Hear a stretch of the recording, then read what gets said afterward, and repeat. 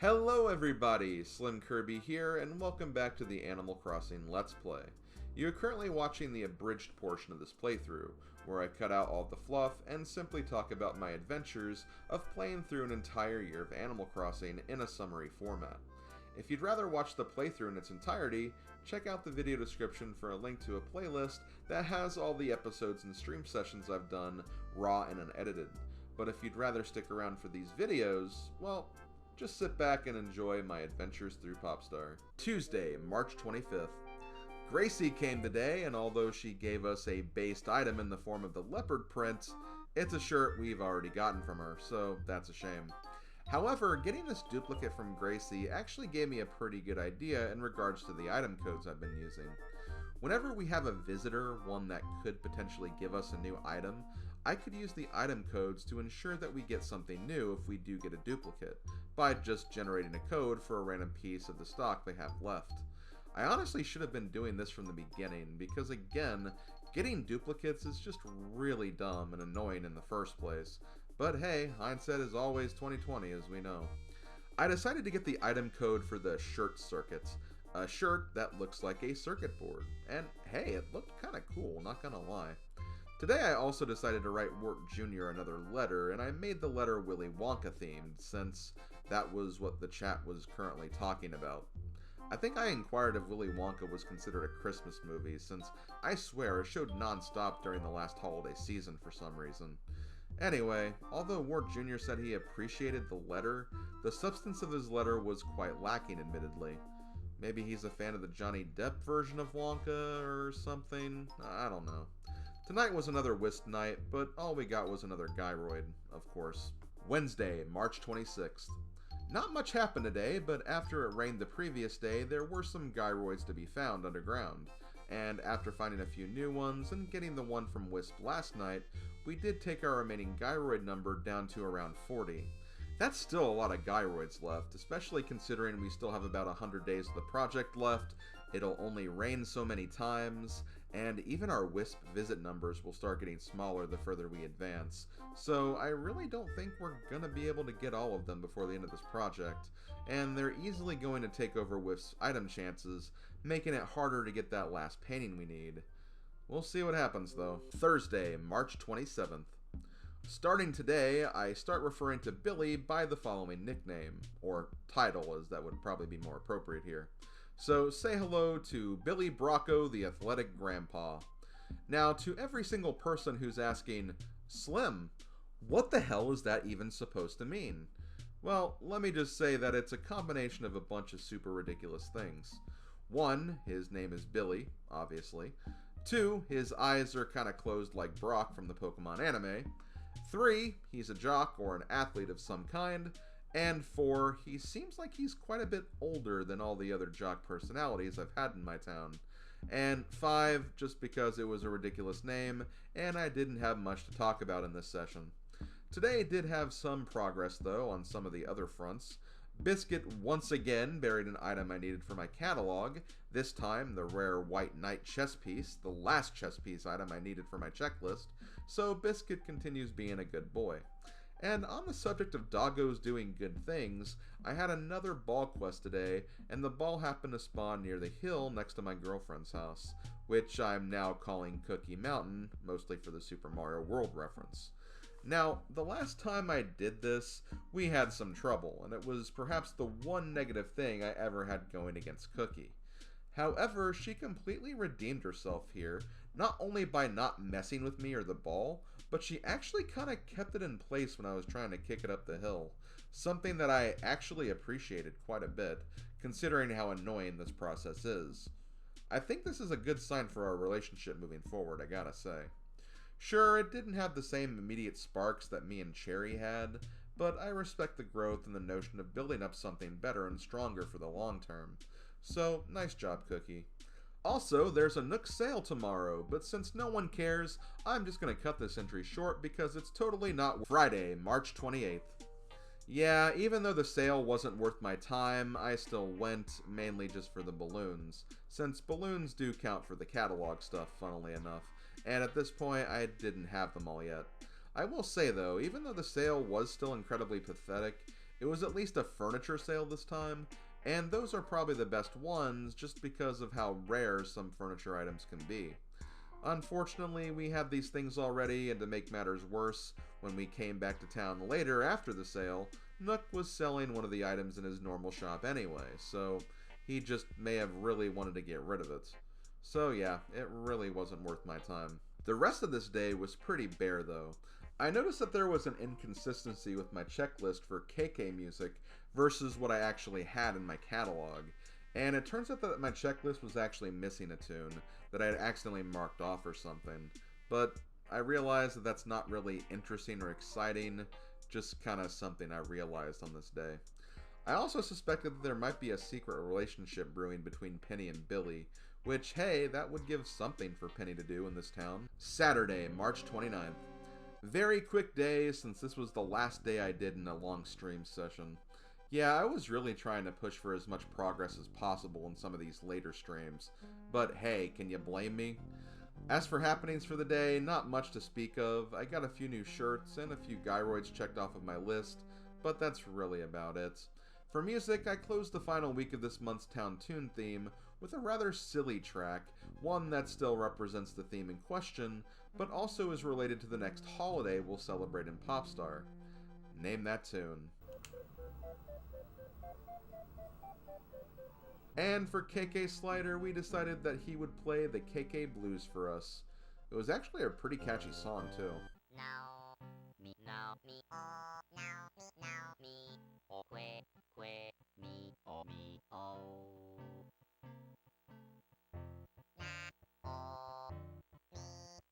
Oh, me, oh, now, me, oh. Sunday, March 30th. On this penultimate day of March, I decided to have a neighbor day, which ended up being quite a busy day for favors. Before that though, we did get a notice about daylight savings time, which felt nice to get, not because I like daylight savings time or anything, but because it really made me feel like we were on the road to completing this project, since I remember reading the first notice 6 months ago when DST was ending. So no matter what, it was validation that we were on our way to the light at the end of this long tunnel. So thank God for that. For Nook's special password today, I decided to get the Dolly item from Toy Day, since that was the item that required being a female character to obtain. Yep, even though it's gender specific, it still counts for the catalog. I didn't end up showing off the item though, because when I talked to Sally today, she wanted to buy it off of me for a very fair price, which I more than allowed. But yeah, as I stated before, this was just a busy day for me, favor-wise. Funnily enough though, many of the favors involved Matilda today too, where at one point I had 4 things to give or ask back from her. I also accidentally accepted a favor that involved me giving an item to Curly, who moved away to pieces. I kinda just forgot that Curly didn't live here anymore, so that was my bad. In my defense, he was here for 246 days and has only been gone a little less than 3 weeks now. But yeah, I pretty much talked to everyone here except Wart Jr., but he was still sleeping since I came in before 10 a.m. It's fine, because I'll just get to him first thing tomorrow. Monday, March 31st. And damn it all to heck. I should have known that we were approaching that point. I really wasn't expecting Wart Jr. to go though, as I talked to him pretty regularly and felt like I wrote to him oftenly as well. Guess it goes to show you that beyond the first 10 days, where a single letter will save them from moving, after that, there really is nothing that will keep them around for sure. So the odds are just kind of at your mercy. Well, Junior, it was nice having you for as long as you stayed, and now I can at least say that I did have you. Unfortunately, this means that another cranky villager moved away that wasn't Caesar, and more than that, we will need to take our chances with a new one. Speaking of which, I had kind of a bad familiar feeling when I approached the new neighbor's house, especially considering they are using Monique's old house plot. Oh, they're inside. Please don't be Vladimir.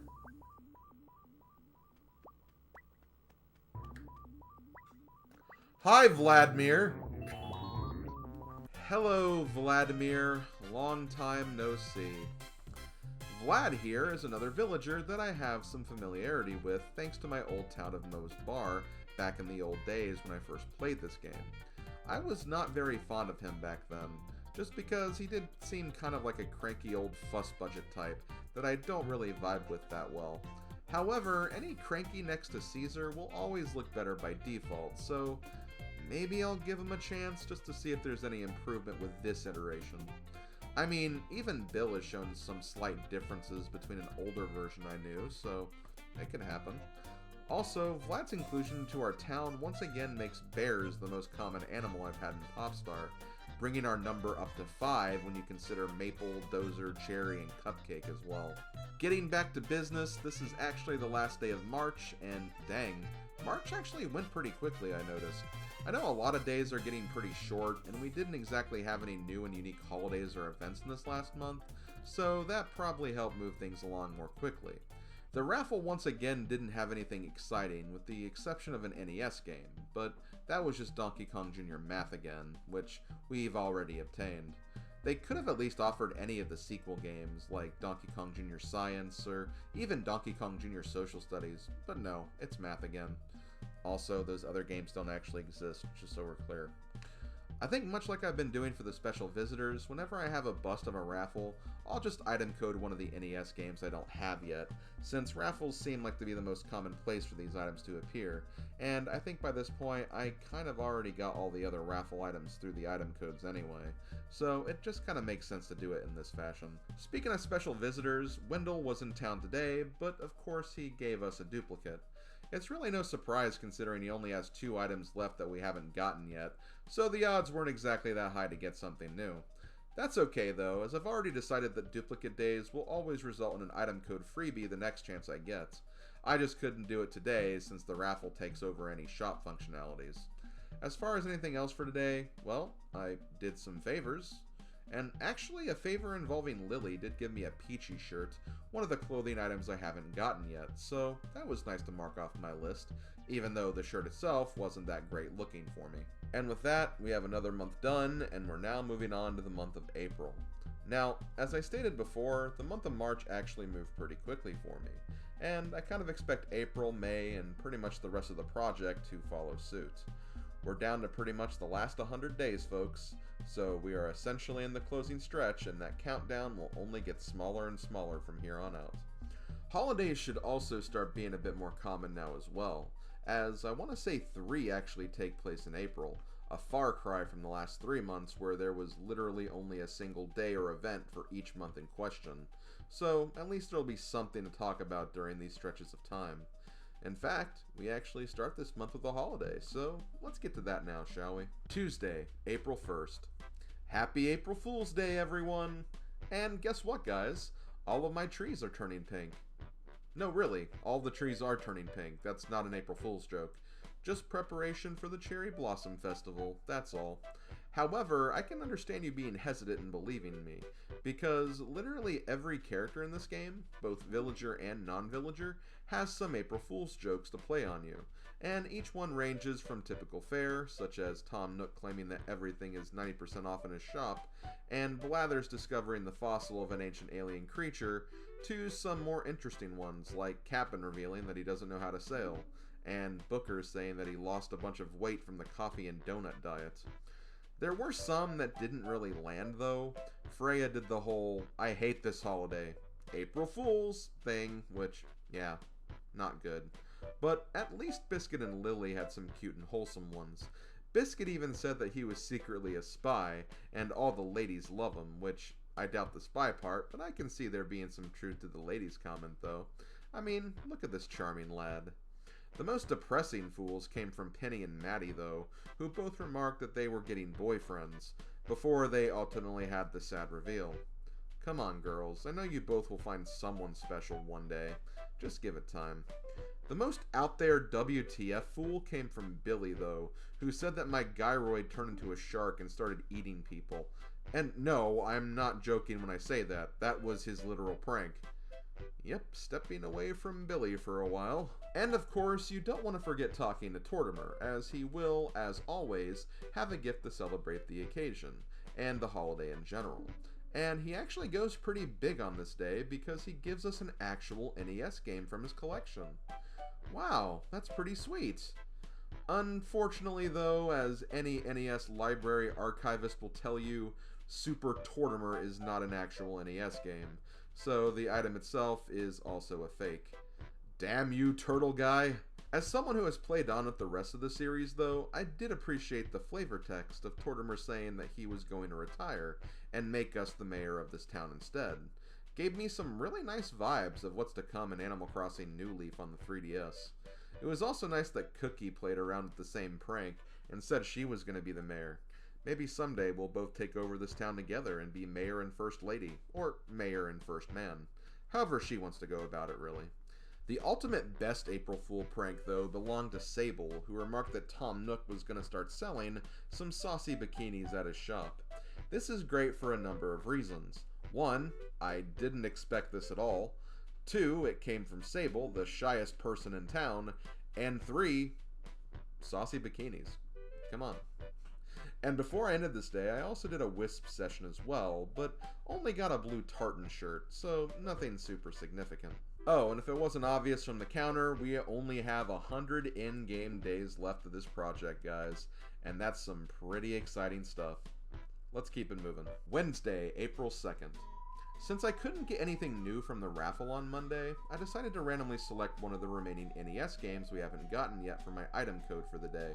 And the random number generator landed on Clu Clu Land D, a game that you can normally only get with e-reader cards, of which I don't have.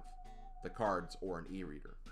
I'm not exactly sure what the D stands for in this version of Clu Clu Land, maybe Deluxe, but I don't know.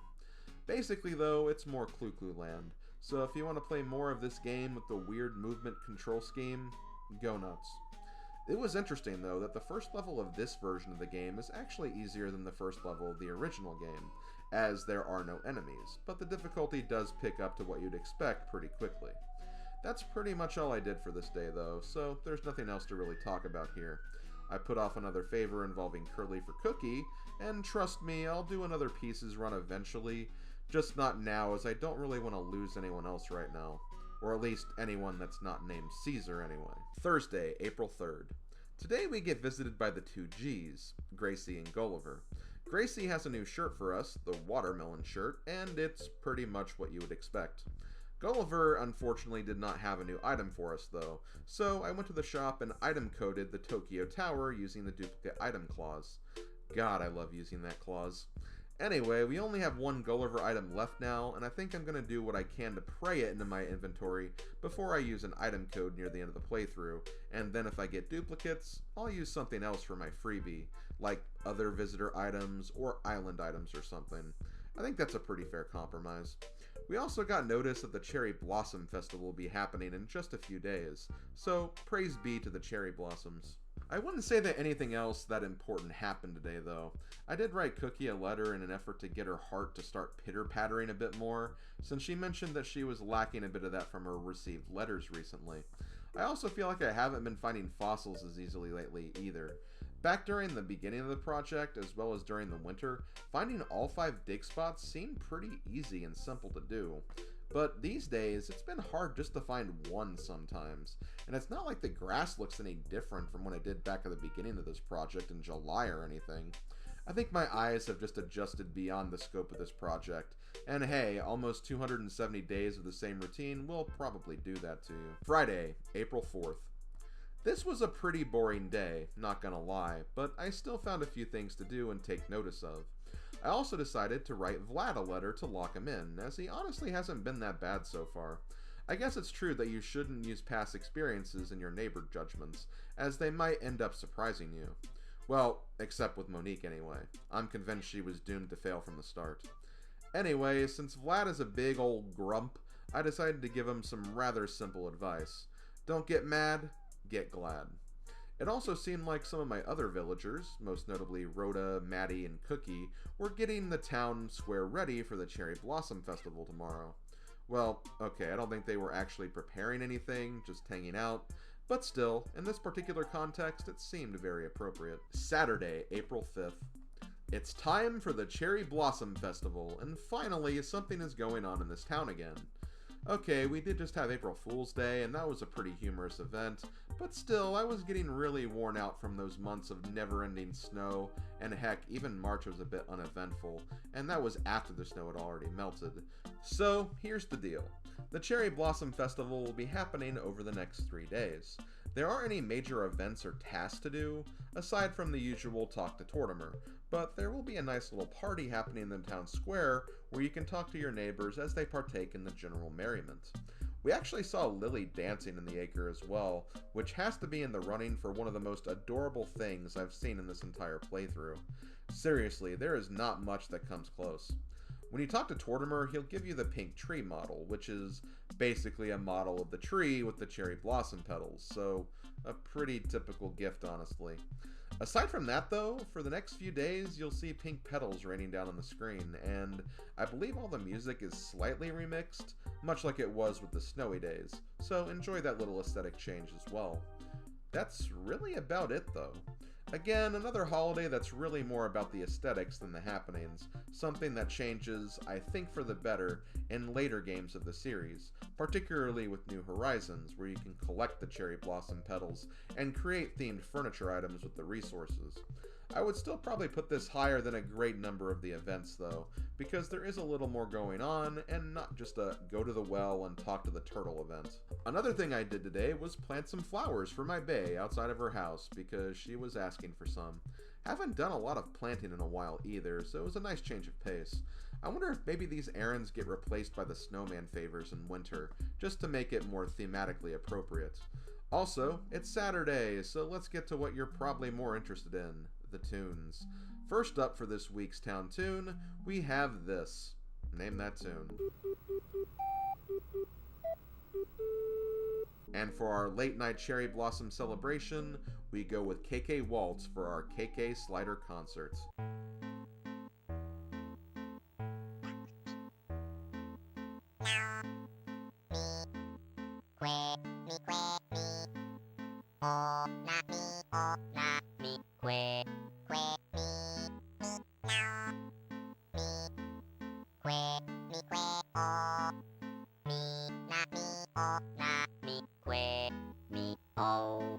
Sunday, April 6th. Day 2 of the Cherry Blossom Festival begins, and it's about the same as yesterday. Heck, even Lily was still dancing around like she was yesterday, continuing to be one of life's greatest treasures. Although Rainbow Rhoda was giving some shade about Lily's dancing, which I did not appreciate that much. I'd like to see you on the dance floor, you rainbow chicken, and see how you do in the spotlight. At least Lily is just having a good time and having fun. But yeah, once you get the gift from Tortimer, regardless of what day it is, you've pretty much done everything for this event, so no worries if you decide to forego it moving forward. In addition to day 2 of this holiday, Red was also in town today, but duplicates again. See, this is what catalog clearing and sale day will do for happenings of this nature, make them so much less exciting than what they normally would be. I made an effort to at least get an unobtained red item from the item codes today though, to compensate for this miss, but it's still very, very unfortunate. Bill was also actually being very silly today as well, making the claim that he was competing against the sun for who gives off the most heat in town, and that he was the undisputed winner because the sun has to go down every day and he doesn't, meaning the sun is a big red loser. Yeah, Bill, keep telling yourself that. Whatever helps you sleep at night, dude. Bill also had a very interesting gift for Vlad today as well, as he had me deliver him a pink Daisy shirt. Now, not only does this shirt not match Vlad's personality at all, but the color is not really appropriate either. Let's just say that when he's wearing this shirt, you can't really tell where the shirt ends and where Vlad begins, giving the illusion that he's not really wearing anything. Oh god, does this mean that Vladimir is a nudist now? That's a meme I did not expect to catch on for this playthrough. I saw Wisp tonight as well, and after a really long time hunting for the last spirit, we finally finished our quest and got another disappointing Gyroid as a reward. Go figure. Also, while I was hunting for the spirits, I stopped by the police station and noticed that in a rare moment of tiredness, Copper actually fell asleep on the job. Hey, I can't blame the guy. It's like he's running a 24/7 civic duty for the town. It's almost like he never sleeps. It was still a pretty funny event to notice though. Monday, April 7th.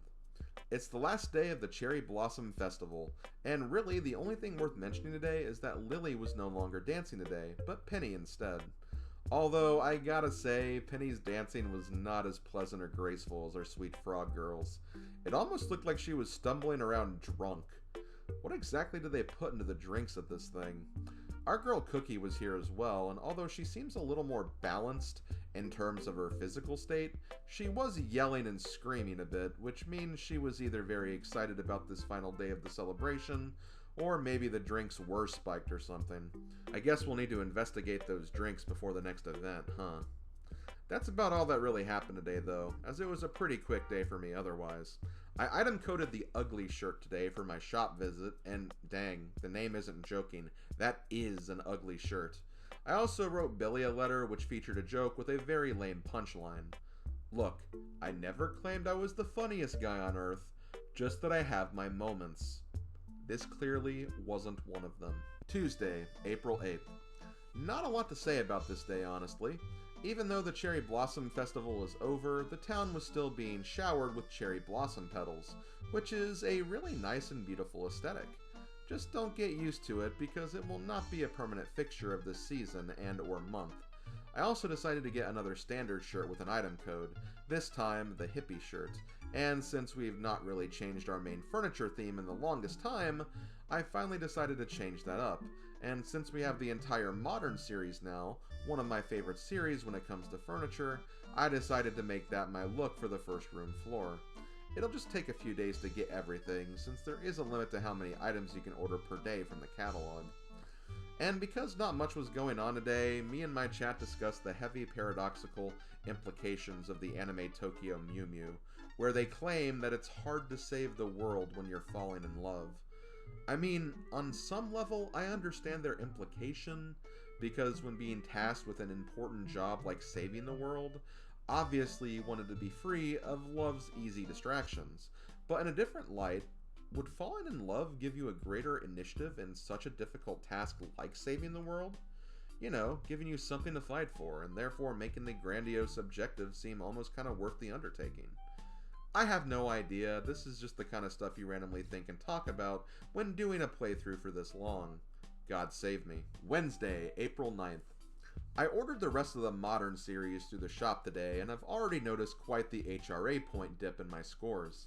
Not that it matters much, since I already got all the items from this anyway, but still, it really goes to show you how point-heavy the Harvest series was. I was a little disappointed that it seemed like I didn't get much for selling it though, at least as much as I thought I would. I guess it is probably one of the easier special sets to get, at least compared to the other holiday ones anyway. I'm also about done with getting all the common shirts, or the ones you can buy from Nook's shop for the catalog. I've probably been unnecessarily getting them with item codes, considering some are probably easier to get when it's the correct season, but the main reason why I'm even pushing so hard for these items right now is Wisp, because the less common stuff in the pool means the greater the chances that we'll get rare items, namely the last painting we need. And we're already contending with a bunch of handfuls of gyroids to get as it is, so to me it just makes more sense to aim for the common stuff right now, especially since we, in theory, have all the raffle items now too, so buying stuff from Nooks is already kind of irrelevant. In fact, at this point I just do it for villager item fodder and to keep the economy moving. For the rest of the day, it's just typical routine stuff. I continue to give my buddy Ringra a hard time with his not-so-secret crush on Freya, but I made it up to him by being his wingman in a letter I sent to the lovely lass. I think I'm going to start calling their couple's name Fringra, a name that he was clearly not enthusiastic about at all. Ah, cheer up, Birdbrain. I think she likes you. Just keep hanging in there. That will do it for another Animal Crossing episode. Thank you guys for watching, and I'll see you for the next one. Reminder that you can find links in the video description for the unedited recording sessions of this playthrough, as well as individual links to the streams in particular that featured the days covered in this episode summary. Until we meet again, this has been SlimKirby, and I'll see you guys next time. Later, folks.